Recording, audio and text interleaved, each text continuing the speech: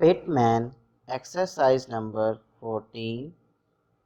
Suppose some big customer of yours ceased to deal with you, full stop. What would you do? Question mark. We think you would write to him, comma, asking if he had any special reason for his silence, full stop.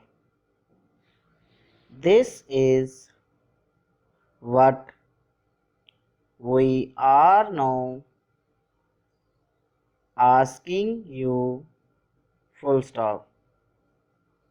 Although in the past our business with you in this city was extensive, comma, several months have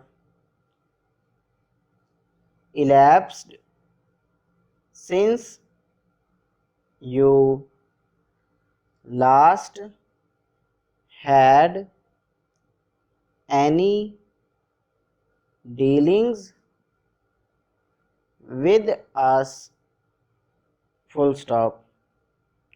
We should like to know why, comma, as we are unaware